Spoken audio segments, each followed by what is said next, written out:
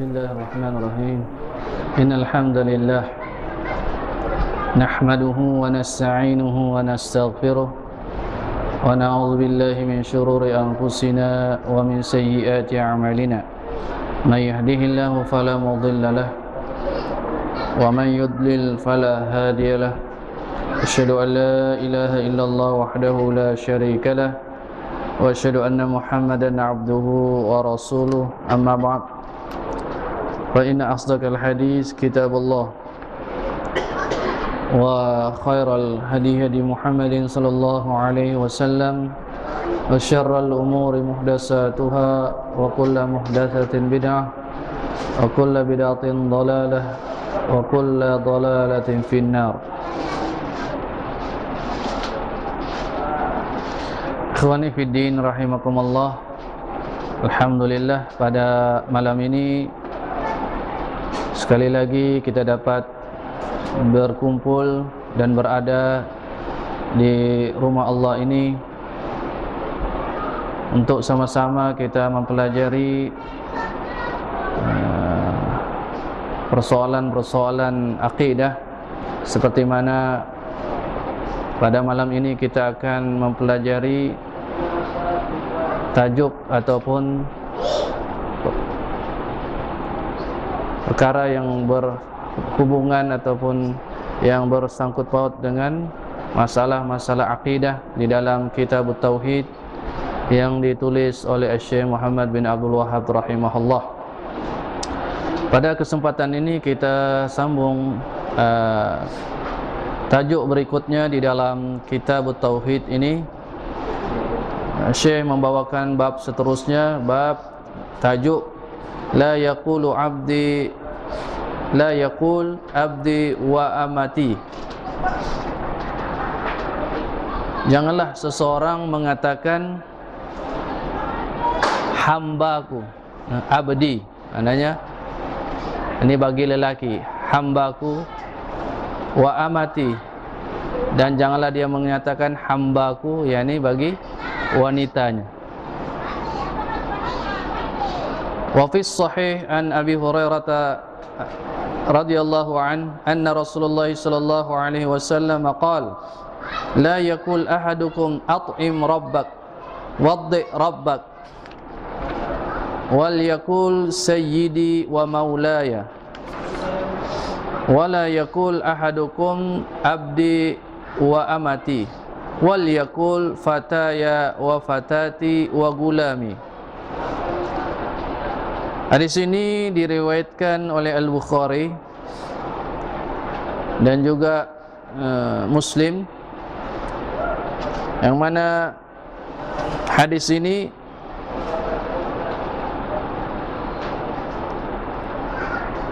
menyatakan kepada kita bahawa sebagai hamba Allah kita wajib mentakzimkannya, artinya mengagungkan Allah Subhanahu wa taala dan menempatkan kedudukan Allah Subhanahu wa taala seperti mana yang layak baginya. Dan kita tidak boleh meletakkan sesuatu selain Allah pada tempat yang ia hanya berhak menyandangnya adalah Allah Subhanahu wa taala, tidak kepada yang lain. Di dalam hadis sahih ini daripada Abu Hurairah radhiyallahu an, bahwasanya Rasulullah sallallahu alaihi wasallam bersabda, la yaqul ahadukum at'im rabbak waddi rabbak. Nabi sallallahu alaihi wasallam pernah bersabda, la yaqul ahadukum, janganlah seseorang kamu mengatakan beri makanlah kepada Rabbmu dan wudukkanlah Rabbmu.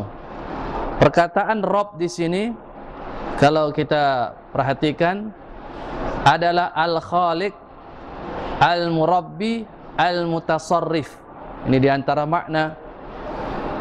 Ar-Rabb maksudnya ialah pencipta. Wal Murabbi, yang menjaga, yang mendidik. Al-Mutasarrif, yang mengurus takbir. Dan perkataan Ar-Rabb ini seperti mana yang kita selalu baca dalam surah Al-Fatihah, Alhamdulillahi Rabbil Alamin. Segala puji-pujian bagi Allah Rabbil Alamin. Dia merupakan Rabb, merupakan pencipta, merupakan penjaga, merupakan penguasa ataupun pentadbir kepada seluruh alam. Ini seluruh makhluk, tidak terkecuali. Semuanya di bawah ciptaan Allah, di bawah penjagaan, pengawasan, di bawah pentadbiran dan pengurusan Allah Subhanahu wa taala. Itu makna Ar-Rabb. Dan Ar-Rabb ini merupakan di antara nama-nama yang khas bagi Allah Subhanahu wa taala. Yang khas bagi Allah Subhanahu wa taala. Kalau kita katakan Rabb, kalau kita diistilahkan sini ataupun terjemahnya Tuhan. Maksud Tuhan di situ ataupun perkataan bahasa Arabnya ialah Rabb, seperti mana yang kita nyatakan adalah pencipta. Jadi tidak ada yang mencipta kecuali Allah. Tidak ada makhluk pun yang berupaya untuk mencipta. Begitu juga makna Rabb ini ialah penjaga, pengawas, pendidik, yang mana satu-satunya yang menjaga alam ini termasuklah manusia itu adalah Allah. Tidak ada yang lain yang berkongsi ataupun yang mampu menjaga alam ini, yaitu makhluknya, kecuali Allah Subhanahu wa taala. Dan juga Allah itu Rabb, maknanya satu-satunya penguasa ataupun pentadbir. Tidak ada satu makhluk pun yang berupaya mentadbir ataupun berkongsi dalam mentadbirkan alam ini kecuali Allah Subhanahu wa taala. Dan apabila kita lihat ucapan-ucapan yang tidak dibenarkan ini, seperti at'im rabbaka, kalau kita terjemahkan, berikanlah makanan kepada Tuhanmu. Perkataan ini Rabbak, dan wudukkanlah Tuhanmu. Mungkin maksudnya di sini dia nak menyatakan Tuhan, tetapi perkataan Rabb di situ tidak sesuai. Kerana apabila dikatakan seperti itu, seolah-olah dia menyamakan tuannya itu sebagai Rabb. Ataupun di sini perkataan yang pertama ini, la yakul ahadukum at'im rabbak waddi rabbak, maksudnya di sini seolah-olah dia merendah-rendahkan kedudukan Rabb itu, yaitu Rabb di sini ialah Allah Subhanahu wa taala. Berikanlah makan kepada Rabbmu. Berarti Allah Subhanahu wa taala seperti mana yang kita ketahui, dialah yang memberi makanan kepada semua makhluk. Bukan dia yang diberi makanan, tapi dia yang memberi rezeki, dia yang memberikan makanan, minuman dan sebagainya kepada makhluk. Begitu juga waddi rabbak, seolah-olah di situ maknanya ialah waddi rabbak. Maknanya di sini ialah wudukkanlah Rabbmu. Perkataan di sini tidak sesuai, walaupun mungkin dia maksudkan tuanmu, tuan ataupun ketua dia, pemimpin dia, tapi perkataan itu tidak sesuai, perlu diganti. Sebab kalau dikatakan perkataan Rabb itu maknanya Tuhan, ataupun makna yang kita telah nyatakan tadi, ia adalah pencipta. Dia tidak memerlukan untuk dia diwudukkan. Memanglah mungkin dia tidak bertujuan untuk merendah-rendahkan kedudukan Allah Subhanahu wa taala, tetapi menggunakan perkataan yang tidak sesuai, terutama perkataan-perkataan yang memberi makna untuk Allah Subhanahu wa taala, seperti perkataan Rabb. Jadi tidaklah sesuai, tidaklah sesuai.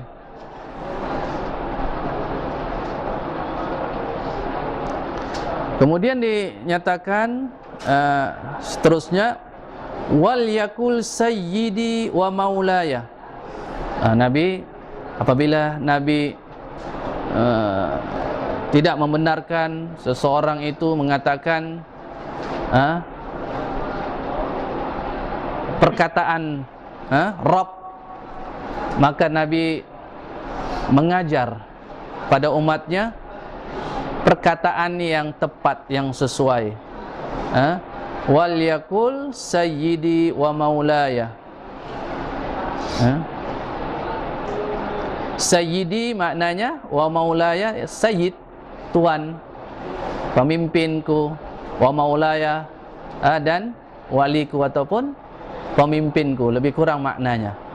Maksudnya di sini, kalaupun nak menyatakan at'im sayyidi, berikanlah makanan kepada tuanku, sayyid yang sesuai, bukan Rabb. Ataupun waddi sayyidi ataupun maulaya, berikanlah air wudu ataupun wudukkanlah tuanku ataupun pemimpinku ataupun ketuaku. Tetapi tidaklah sesuai digunakan perkataan apa? Perkataan Rabb. Sebab ia menunjukkan bahawasanya Rabb itu maknanya seperti mana yang kita nyatakan tadi, pencipta, penjaga, pendidik, penguasa, pentadbir yang khusus hanya Allah Subhanahu wa taala. Dan sekiranya disebutkan dengan perkataan Rabb ini, maknanya ialah mengurangi kedudukan Allah Subhanahu wa taala yang sepatutnya, kerana dialah yang memberikan makan, dialah yang memberi kemudahan kepada manusia itu, bukan dia berhajat kepada manusia, tetapi manusia lah yang berhajat kepadanya. Di dalam surah Az-Zariyat yang sering kita baca ayat ini, ayat 56, Allah menyatakan, wa ma khalaqtul jinna wal insa illa liya'budun ma uridu minhum mir rizq wa ma uridu ayyut'imun innallaha huwar razzaqu dzul quwwatil matin. Dan tidaklah aku ciptakan jin dan manusia melainkan agar mereka beribadah hanya kepadaku. Aku tidaklah menginginkan rezeki daripada mereka, dan aku tidaklah ingin mereka memberi makanan kepadaku. Sesungguhnya aku, kata Allah, innallaha, sesungguhnya Allah, dialah yang memberi rezeki, yang memiliki kekuatan yang amat kuat. Baik. Kemudian wala yakul ahadukum abdi wa amati wal yakul fataya wa fatati wa gulami.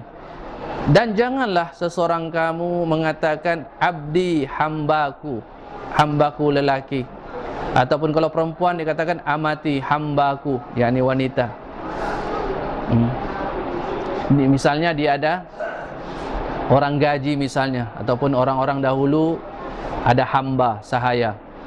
Ataupun sekarang ni misalnya ada dia punya tukang gaji ke orang gaji dan seumpamanya, kemudian dia katakan abdi, hambaku, seolah-olah dia itu Tuhan. Ataupun amati, hambaku, walaupun dia tidak bertujuan untuk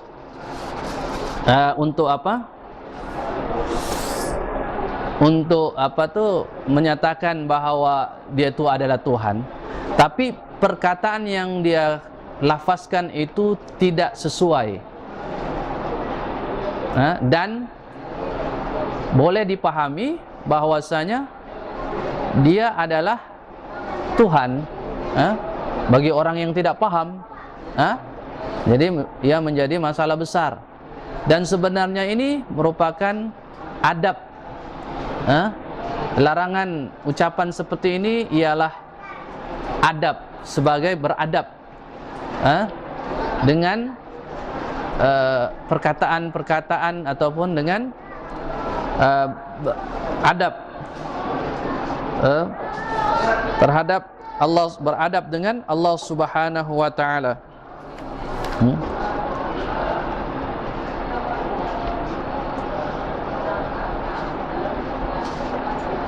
Jadi maknanya di sini ialah dia maknanya perkara itu sebagai mendidik kita yang menjaga tauhid kita, akidah kita, agar perkara-perkara ini kita jauhkan ataupun kita hindarkan, sehingga kita terdidik dengan ucapan-ucapan yang sesuai, seperti mana yang dikehendaki oleh Allah Subhanahu wa taala dan Rasulnya. Dan juga di dalam bab ini larangan menamakan orang yang menjadi hamba itu, kita namakan dia sebagai hamba, hambaku. Misalnya orang-orang dahulu dia ada hamba sahaya misalnya, kalau lelaki dia kata abdi, hambaku. Berarti kalau artinya ataupun terjemahannya yang zahirnya, yang kasarnya ialah abdi, hambaku, berarti maknanya dia itu adalah Tuhan. Abdun kan, ataupun perkataan amati, kalau dia hamba wanita juga bermaksud hamba, berarti dia itu adalah Tuhan. Jadi ini perkataan yang tidak sesuai. Maka Nabi mengajarkan perkataan yang sesuai. Wal yakul, hendaklah dia mengatakan fataya wa fatati wa gulami. Fataya maknanya fatan, fata atau pemuda, pemudaku, lelaki. Kalau perempuan fatati, pemuda, pemudiku. Wa gulami ataupun anak, budakku. Jadi ini sebagai mendidik sebenarnya lidah ataupun ucapan-ucapan seseorang itu, supaya dia senantiasa mengagungkan Allah Subhanahu wa taala dan menghindarkan dirinya daripada mengagungkan makhluk yang tidak sepatutnya dengan lafaz yang hanya berhak dimiliki, digunakan untuk Allah Subhanahu wa taala.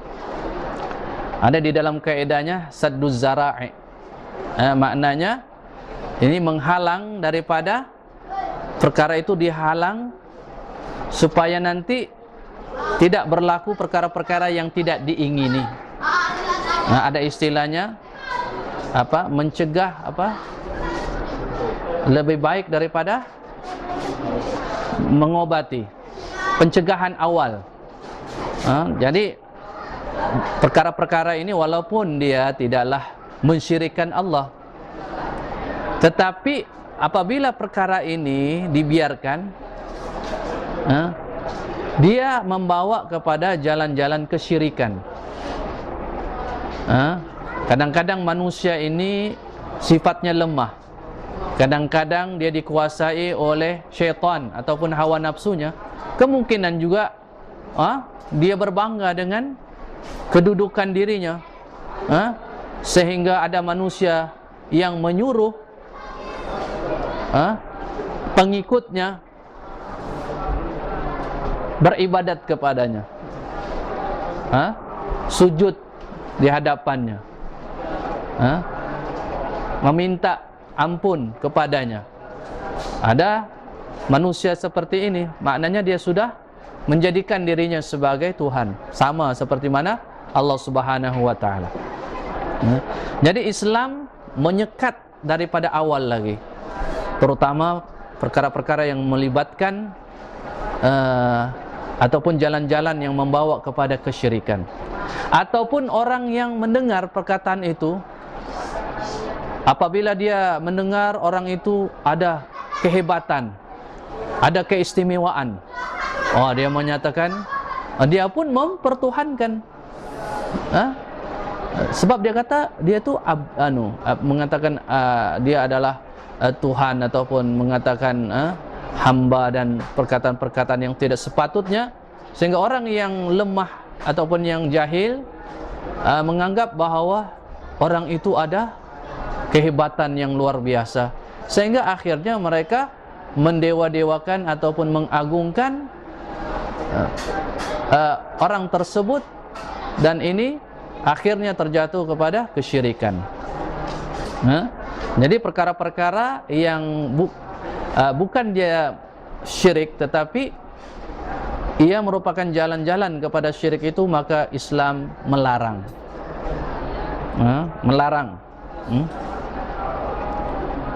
Jadi ini adalah bagaimana hadis ini menyatakan kepada kita tentang bagaimana kita beradab dengan lafaz-lafaz seperti yang kita nyatakan di dalam hadis ini, yang mana kita tidaklah perlu ataupun tidaklah boleh kita memperkatakan ucapan-ucapan seperti yang kita nyatakan tadi di dalam hadis.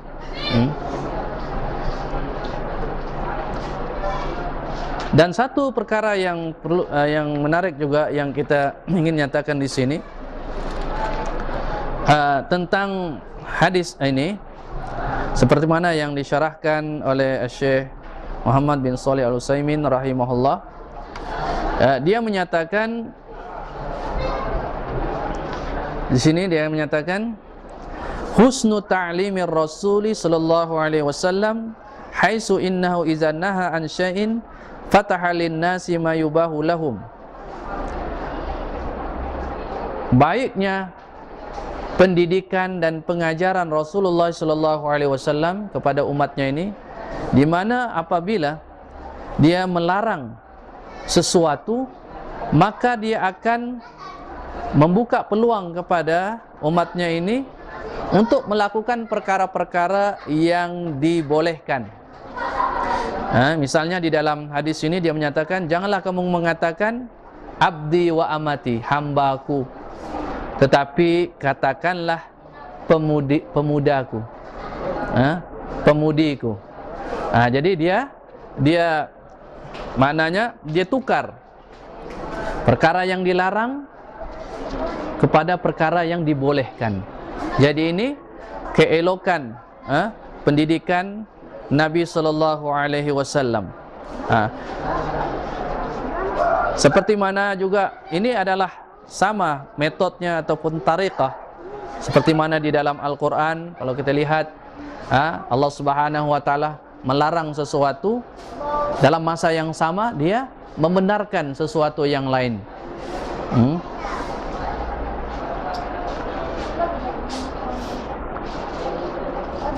Dan metode ataupun cara didikan Nabi sallallahu alaihi wasallam yang mengharamkan ataupun tidak membenarkan sesuatu, kemudian dalam masa yang sama dia mendidik umatnya untuk melakukan perkara yang dibolehkan. Misalnya Islam ini misalnya, dan ini juga sesuai dan menepati metode ini apabila kita misalnya berdakwah, menyeru manusia kepada agama Allah Subhanahu wa taala, dan tidak hanya kita menyebutkan perkara-perkara yang haram, kerana apabila kita sebutkan perkara-perkara yang haram, maka akan menyempitkan dada orang lain untuk meninggalkan perkara yang haram. Tetapi apabila kita berikan sesuatu yang membuka mindanya ataupun pikirannya, yaitu perkara-perkara yang dihalalkan. Misalnya di dalam Islam ini kita katakan arak itu haram. Kemudian kita katakan juga bahawa yang bukan arak kan, dan ataupun berbagai jenis minuman yang halal, memang terlalu banyak yang boleh kita minum misalnya, yang halal, yang dibenarkan dalam Islam. Maka apabila orang mendengar seperti itu, mereka tidak terasa berat untuk meninggalkan perkara yang haram itu, sebab ada gantinya. Misalnya kita sebut bahawa merokok itu dilarang dalam Islam. Merokok itu dilarang dalam Islam. Maka kita sebutkan badilnya ataupun gantinya, perkara yang dihalalkan. Tidak kiralah, yang penting dia halal. Kita makan coklat kah misalnya, kan banyak makanan yang boleh kita kunyah dan dia memberi kesihatan kepada tubuh badan. Tetapi kalau misalnya merokok, itu membahayakan kesihatan, membahayakan akal, kewarasan seseorang, apalagi yang lebih berat daripada itu, misalnya sabu, ganja dan sebagainya. Tapi kita berikan mereka itu gantinya yang halal, agar hati manusia itu ringan menerima, ringan untuk meninggalkan perkara-perkara yang haram. Dan saya menyatakannya di sini juga bahawasanya, menjelaskan bahawasanya agama Islam itu fihi sa'ah. Dia tidak mengongkong, dia luas.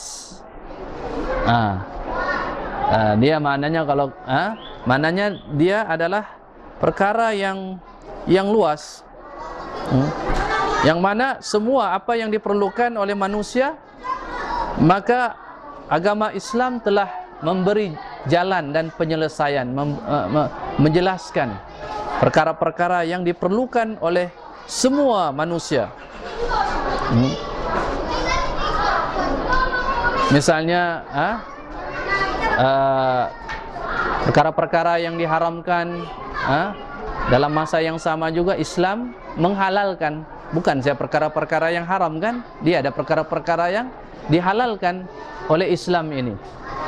Jadi di situ ada keseimbangan.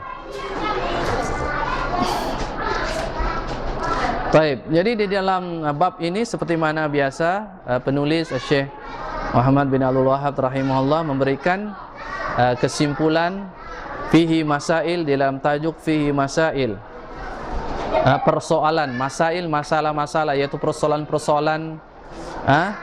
Persoalan-persoalan ini pasti ada jawabannya.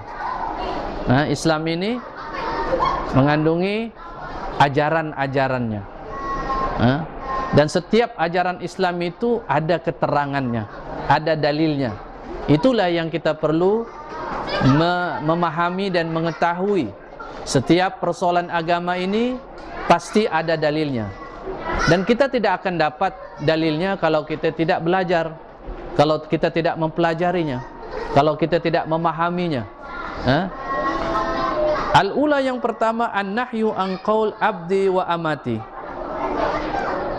As-sani la yaqulul abdu rabbi wa la yuqalu lahu at'im rabbak.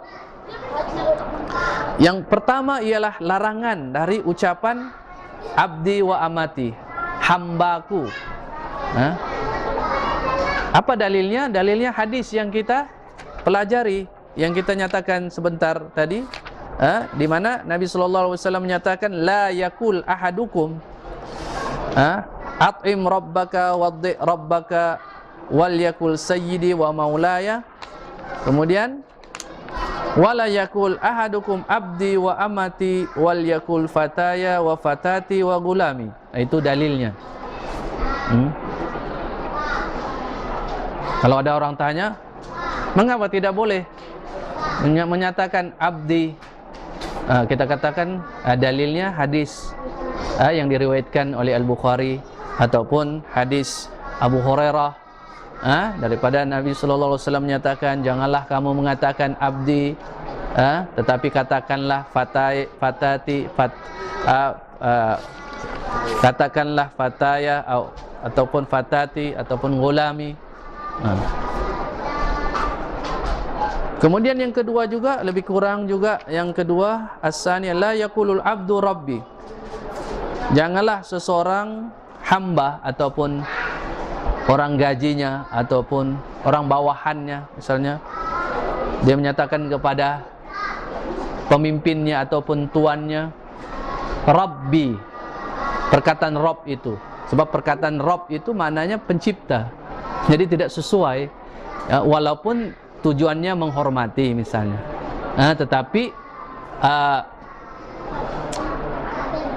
tidak sesuai perkataan itu, dan ada perkataan yang lain yang sesuai. Wala yuqalu lahu, dan tidaklah boleh dikatakan pada at'im rabbak. Tidaklah boleh dikatakan kepada orang gaji ni ataupun pembantunya ataupun orang bawahannya ni ataupun hamba sahaya di zaman dahulu, berikanlah makanan kepada Tuhanmu, kepada tuanmu lah, tapi dia menggunakan perkataan Rabb di situ, itu yang tidak sesuai. Dan ini sebagai mendidik, larangan ini sebagai mendidik dan sebagai adab kita dengan perkataan-perkataan yang hanya sesuai untuk Allah Subhanahu wa taala, maka kita gunakan hanya untuk Allah Subhanahu wa taala, kecuali ada dia punya pengecualian, ada keadaan-keadaan tertentu. Keadaan-keadaan tertentu. Misalnya dia perkataan Rabbal Bait. Rabb Bait maknanya dia sandarkan kepada rumah, maknanya tuan rumah. Itu tidaklah ada masalah, tetapi perkataan-perkataan seperti yang kita nyatakan tadi. Tapi kalau di sana Rabbil Bait, tuan rumah, dia Rabb di sini Al-Bait bukan maksudnya Rabb di pencipta, tapi rumah di situ tahu dia itu tuan rumah. Sebab ada perkataan yang memberi makna bahwa dia itu tuan kepada rumah, ketua rumah. Tapi kalau dikatakan Rabb saja, sudah boleh, maknanya ialah kembali kepada asalnya, itu Allah Subhanahu wa taala yang hanya berhak untuk menggunakan ataupun untuk digelar sebagai Rabb. Baik. Kemudian yang ketiga, ta'limul awal, qaulu fataya wa fatati wa gulami. Ar-rabi' ta'limus sani qaula sayyidi wa maulaya. Yang ketiga ialah apabila Nabi menyatakan larangan seseorang itu mengatakan abdi, hambaku, makanya dia mengajarkan pula yang betul.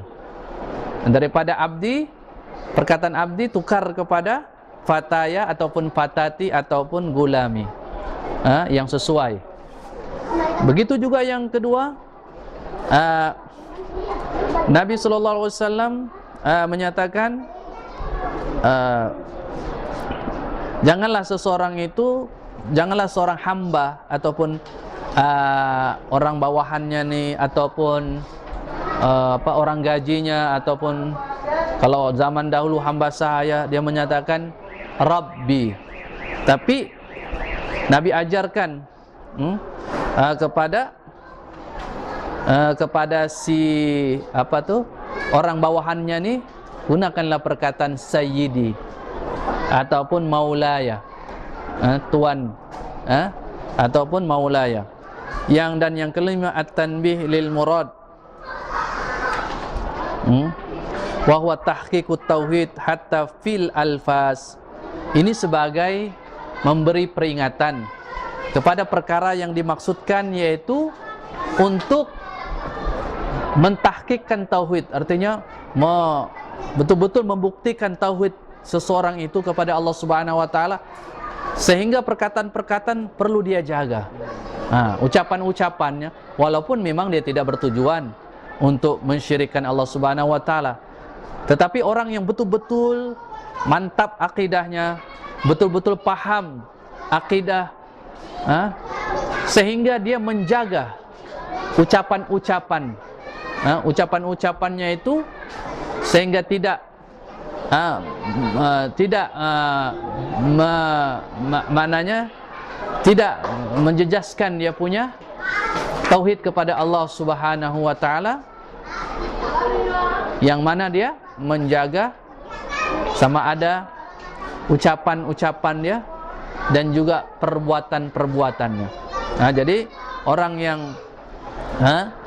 yang benar-benar ataupun orang yang mantap akidahnya, orang yang sempurna akidahnya, adalah orang-orang yang menjaga sehingga hal-hal seperti ini, ucapan-ucapannya dia tidaklah keluarkan kecuali yang benar-benar dikehendaki oleh Allah Subhanahu wa taala dan Rasulnya. Taib. Kita beralih kepada tajuk berikutnya di dalam Kitab Tauhid ini, bab la yuraddu man sa'ala billah.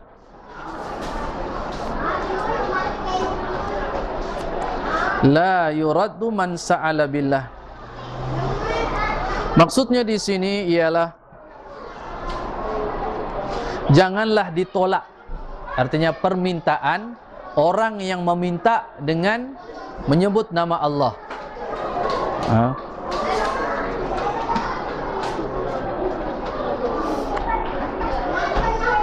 Dan dinyatakan di sini bahwasanya, misalnya dicontohkan di sini, misalnya dia menyatakan seperti mana dalam hadis, dalam hadis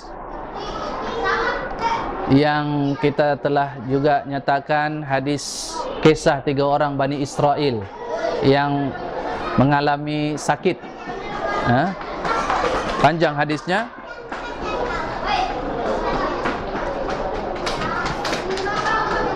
Kemudian dia menyatakan, yang mana malaikat itu menyatakan, as'aluka billazi a'taqal jaladul hasan wal launal hasan ba'iran.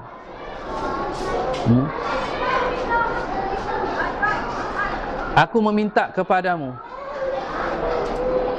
dengan yang telah memberikanmu kulit yang cantik, warna kulit yang cantik, seekor unta. Maknanya dia meminta dengan, dia katakan, saya meminta kepadamu dengan, yakni dengan disebut billazi a'taka, dengan yang memberikanmu kulit yang cantik itu, yaitu Allah Subhanahu wa taala. Dia menggunakan nama Allah untuk dia meminta kepada orang tersebut. Kemudian di antara contoh yang lain pula, misalnya seseorang yang fakir ini, seorang yang miskin, dia meminta meminta apa? Meminta agar dia diberikan sedekah. Dia meminta dengan menyebut Allah. Dengan menyebut Allah, kemudian dia meminta, dan dia adalah orang yang berhajat. Orang yang berhajat. Kemudian disyarahkan oleh Syekh Muhammad bin Shalih Al-Utsaimin rahimahullah. Dia menyatakan, dia memberi persoalan di sini, adakah boleh seseorang meminta kepada orang lain dengan menggunakan nama Allah? Kemudian dia menyatakan di sini, kita katakan, dia kata, yang pertama, as-su'al ini meminta. Meminta itu asalnya maknanya perkara itu makruh, tidak digalakkan, meminta-minta. Dan kata Syekh, dan tidak sepatutnya seseorang meminta kepada orang lain akan sesuatu kecuali apabila dia berhajat, memerlukan, memerlukan, ataupun dalam kata yang lain, apabila dia betul-betul memerlukan, dan dia tidak mempunyai, dan dia betul-betul ketika itu memerlukan, maka ketika itu boleh dia meminta kepada orang lain. Misalnya orang miskin, dia meminta sesuatu untuk misalnya memenuhi makan minumnya hari itu misalnya, dalam keadaan dia fakir, dan memang dia adalah orang yang layak untuk meminta, dan dia perlu diberi bantuan. Sehingga dinyatakan di sini oleh Syekh rahimahullah, di mana dia katakan perkara ini seperti mana pernah Nabi SAW berbaiat di hadapan para sahabatnya, alla yas'alun nasa syai'a, agar mereka tidak meminta-minta kepada orang lain, sehingga sekiranya tongkat seseorang mereka jatuh dari tunggangannya, maka fala yaqul li ahad, janganlah dia mengatakan kepada orang lain, ambilkan tongkatku. Tapi hendaklah dia turun sendiri dan mengambil tongkatnya yang jatuh itu sendiri. Itulah gambaran bagaimana kita maknanya perkara itu adalah perkara yang tidak digalakkan, kecuali ada keperluan.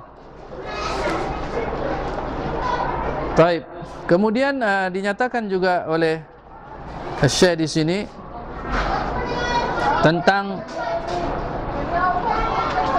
bagaimana seseorang yang misalnya dia suka meminta-minta sehingga sudah menjatuhkan, maknanya air mukanya, kehormatannya sudah jatuh apabila dia melakukan perbuatan seperti itu. Namun seperti mana yang kita nyatakan, kecuali ada hajat ataupun darurah,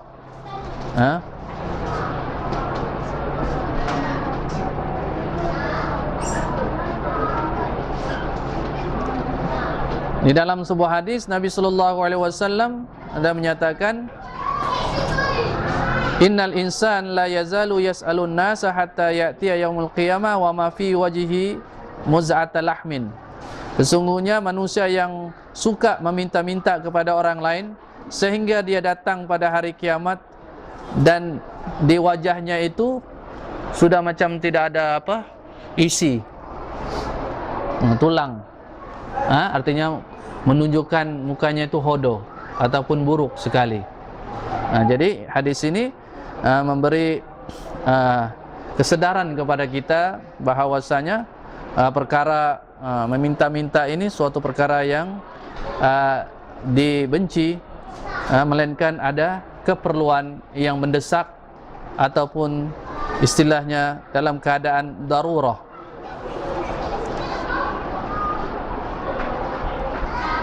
Dan ada di dalam hadis di mana Nabi sallallahu alaihi wasallam menyatakan al-yadul ulya khairum minal yadis sufla wabda biman ta'ul. Tangan yang di atas lebih baik daripada tangan yang di bawah. Dan mulakanlah pemberian itu dengan orang yang berada di bawah tanggunganmu.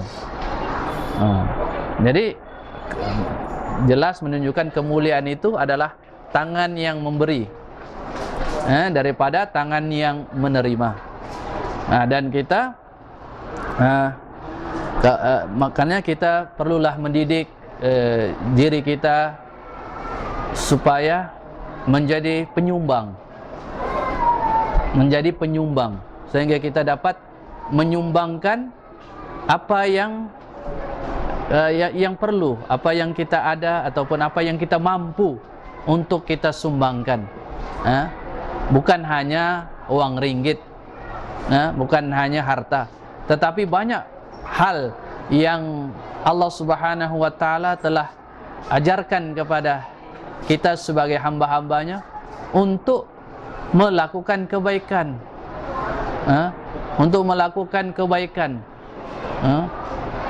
sehingga di dalam hadis Nabi sallallahu alaihi wasallam menyatakan, engkau berjumpa dengan saudaramu dengan senyum pun adalah sedekah. Engkau maknanya bersedekah walaupun sedikit, dengan separuh biji tamar pun juga kebaikan. Jadi terlalu banyak sebenarnya kebaikan ataupun sumbangan. Kalau dia tidak, dia sumbangkan. Kalau dia ada ilmu, walaupun sedikit ilmu itu, tetapi dia amalkan, dia ajarkan kepada orang lain, maka itu juga berarti dia menyumbang. Sebaik-baik manusia itu adalah orang yang memberi manfaat kepada orang lain. Dalam hadis yang juga sering kita dengar, khairukum man ta'allamal Qur'an wa 'allamahu, sebaik-baik kamu adalah orang yang mempelajari Al-Qur'an. Orang yang mempelajari Al-Qur'an dikatakan orang yang terbaik. Jadi tidak ada istilahnya malu, walaupun kadang-kadang sudah berumur, tetapi seseorang itu mestilah bangga dan bersyukur kepada Allah apabila dia belajar Al-Quran. Kerana Nabi menyatakan khairukum, sebaik-baik kamu adalah orang yang mempelajari Al-Quran dan juga orang yang mengajarkan Al-Quran. Jadi perkara ini jangan kita pandang ringan. Semua kebaikan yang diajarkan oleh Islam adalah untuk supaya kita dapat menyumbang, memperlihatkan Islam itu. Kerana dakwah itu ada dua bentuk. Satu dengan lisanul maqal, kita bercakap.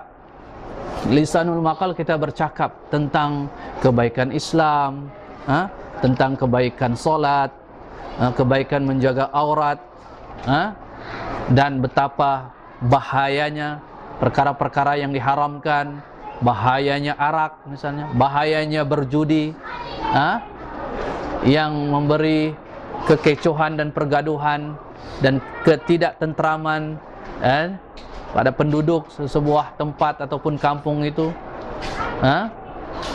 secara cakap.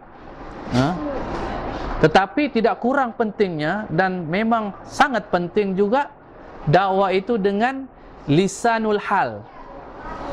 Kita tidak bercakap dia tentang Islam, tapi kita menunjukkan kita itu sebagai Muslim yang mengamalkan Islam. Ramai orang yang tertarik kepada Islam, dia bukan lihat ajaran itu terlebih dahulu, tetapi dia lihat orang. Kadang-kadang dia tidak mengatakan pun tentang Islam, tetapi dia mengamalkan Islam itu. Dia memakai Islam itu di dalam kehidupannya. Dia bergaul dengan baik, bergaul dengan baik, kemudian menunjukkan akhlak yang mulia seperti mana yang dicontohkan oleh Rasulullah SAW. Maka ini juga tidak kurang pentingnya, dan ramai manusia yang tertarik dan masuk Islam kerana dakwah yang dinamakan sebagai lisanul hal ini. Dia tidak perlu, kadang-kadang kita tidak perlu bercakap, tetapi kita perlu menunjukkan bahawa kita ini benar-benar sebagai seorang Muslim. Sebab kalau yang dikatakan Islam itu memanglah perkara-perkara semuanya baik. Jadi apabila seseorang itu mempamerkan Islam, berarti dengan sendiri dia sudah berdakwah, menyeru manusia untuk mencontohi Islam yang dia nikmati itu. Jadi ini merupakan perkara yang perlu kita pahami dan usahakan. Sebab di dalam surah Al-Asr kita pun sama-sama juga mengetahui bahwasanya 4 golongan yang tidak akan rugi, dan Allah memberikan keuntungan yang sebenarnya, yaitu pertama orang yang beriman, yang kedua orang yang beramal soleh, yang ketiga orang-orang yang berpesan-pesan di atas kebenaran, dan yang keempat orang-orang yang berpesan-pesan di atas kesabaran. Yang kedua adalah untuk dirinya, tetapi tidak cukup, dia mesti juga menyebarkan kebaikan itu kepada orang lain. Inilah manhaj para nabi. Bukanlah tunggu dia tu ulama baru dia cakap, ustaz, kiai, balighu anni walau ayah, walaupun satu ayat. Kalau dia tidak mampu pun, sekurang-kurangnya dia menunjukkan ajaran-ajaran Islam itu, maka orang lain akan melihat dan akan tertarik, karena semua ajaran Islam itu adalah menarik. Tetapi sekarang agama Islam digambarkan sebagai agama yang kejam, yang ganas. Kerana apa? Salah laku pelakunya. Salah umat Islam itu mengamalkan Islam itu, sehingga orang lain pun takut untuk masuk Islam. Dia takut apabila dia melihat bagaimana orang Islam ini mati pun kena pakai banyak uang, misalnya lah. Mati pun kena banyak pakai uang. Maka orang lain ini susah juga Islam nih. Jadi ada gambaran yang begitu. Kerana apa?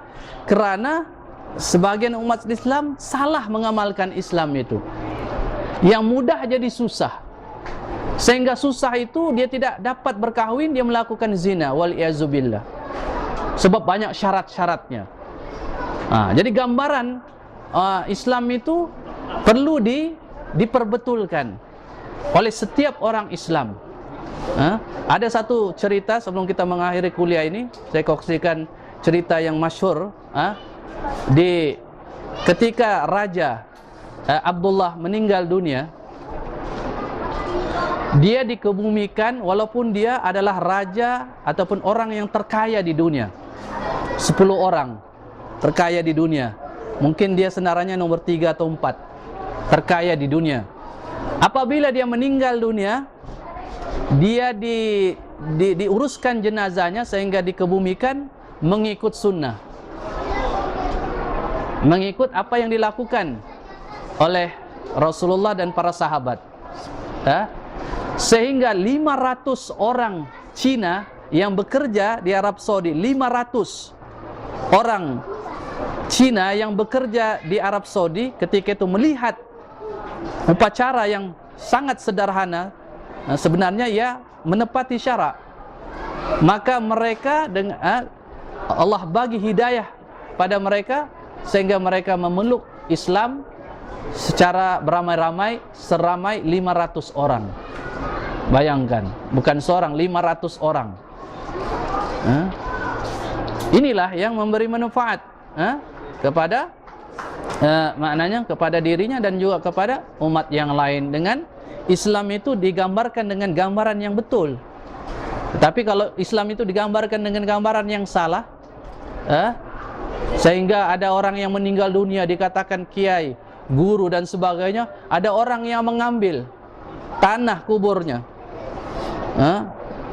mengambil dia punya, dimandikan, mengambil air yang mandi jenazah itu dijadikan azimat, dijadikan berkat. Ini tidak mengikut ajaran yang sebenarnya. Jadi untuk ini yang dapat kita sampaikan, mudah-mudahan apa yang kita pelajari pada malam ini sedikit sebanyak memberikan kepahaman ilmu yang bermanfaat, terutama di dalam kita memahami akidah yang seperti mana yang dituntut oleh Allah Subhanahu wa taala. Aqulu qouli hadza wa astaghfirullah li wa lakum wa sallallahu ala Muhammad wa ala alihi washabbihi wasallam walhamdulillahi rabbil alamin. Wassalamualaikum warahmatullahi wabarakatuh. Wa tubu ila Allah jami'an ayyuhal mu'minun أيها المؤمنون لعلكم تفلحون